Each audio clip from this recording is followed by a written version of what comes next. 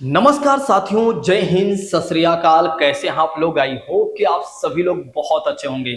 साथियों, जैसा कि बात करते हैं, आप सभी लोगों को ये बातें पता ही है कि कल है शिक्षक दिवस। और आपको ये भी पता होगा कि कल कोई भी उत्तर प्रदेश का जो शिक्षक है वो घर में बैठने नहीं वाला है और ना ही अपनी संस्था में बैठने वाला है, बल्कि क्या है कि आप सभी लोगों की मांग को लेकर एक तरह से प्रयागराज पहुंच रहा है और पहुंच रहे हैं, और साथ ही साथ छात्र भी भारी संख्या में पहुंच रहे हैं। और एक तरह से अगर आप देखते हैं तो जो आपके आसपास के छात्र हैं, जिनको आप जानते हैं, जो टीचर बनने का सपना देख रहे हैं, उन सभी लोगों को आप लोग प्रेरित करिए और आप स्वयं प्रेरित होइए और कल आप प्रयागराज पहुंचिए। अगर आप पहुंच सकते हैं तो ठीक है, नहीं पहुंच सकते हैं तो थोड़ा आप सपोर्ट करिए, एक दूसरे को वीडियो वगैरह शेयर करिए। अगर ट्वीट हो सकता है तो आप ट्वीट भी करिएगा। साथियों, जैसा कि बात करते हैं, ये हमारी डिमांड है हमारे माननीय मुख्यमंत्री जी से और हमारी सरकार अर्थात उत्तर प्रदेश की सरकार से। ये डिमांड है, ये मांग है कि वे नई वैकेंसी निकालें, क्योंकि पिछले अगर आप देखते हैं तो 5 सालों से कोई वैकेंसी नहीं हुई है। और यहां तक यदि आप देखते हैं तो यूपी टेट की बात करते हैं तो उत्तर प्रदेश का टेट का भी एग्जाम नहीं हुआ है पिछले कुछ सालों से अगर आप देखते हैं। तो मुझे लगता है कि सरकार को हमारी बातों को सुनना भी चाहिए और एक तरह से बिल्कुल गंभीरता पूर्वक लेनी भी चाहिए और जल्द से जल्द एक नया रास्ता देना भी चाहिए। और हमें आशा है कि सरकार ऐसा जरूर करेंगे, यानी कि माननीय मुख्यमंत्री जी की बात करते हैं तो जरूर ऐसा करेंगे।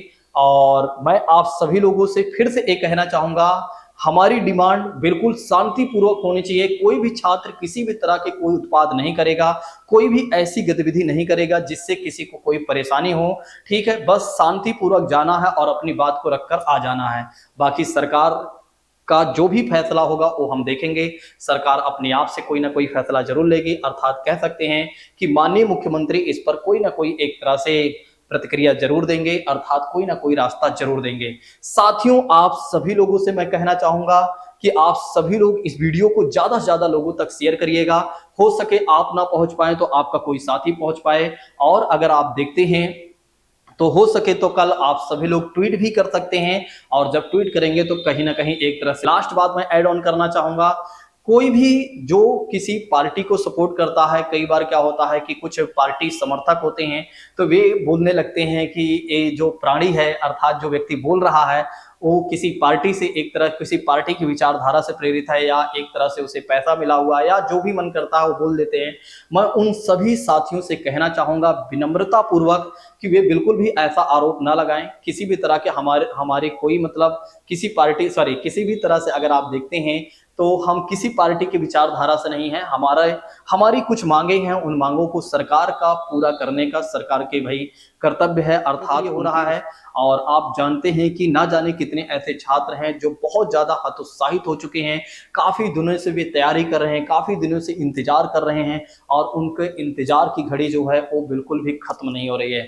बस इंतजार किया जा रहा है, किसी भी तरह के कोई आश्वासन नहीं मिल रहा है, कोई भी कुछ कह नहीं रहा है, सभी शांतिपूर्वक बैठे हुए हैं। ऐसा नहीं लगता है कि हमारे बारे में अर्थात हमारे छात्रों के बारे में भी सोचा जा रहा हो। ठीक है, एक बार आप खुद सोचिए कि आप भी एक भाई होंगे, एक बहन होंगे। आप भी सोचिए कि आप भी हो सकता है किसी के माता पिता हों, तो आपको भी ये सोचना चाहिए। ठीक है, आपके घर में भी कोई ना कोई होगा। तो देखिए, आप अगर सरकार के समर्थक हैं, अच्छी बात है, हम भी सरकार के समर्थक हैं।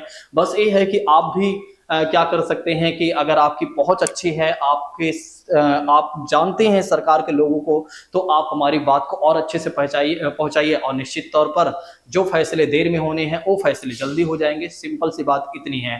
ठीक है, मुझे लगता है कि सभी लोगों को ये बातें समझना चाहिए, किसी को भी एक तरह से इस पर गलत टिप्पणी नहीं करना चाहिए। ठीक है, लेकिन क्या होता है कि कई बार लोग करते हैं। समझना सभी को चाहिए, अब नहीं समझते हैं तो एक अलग विषय है।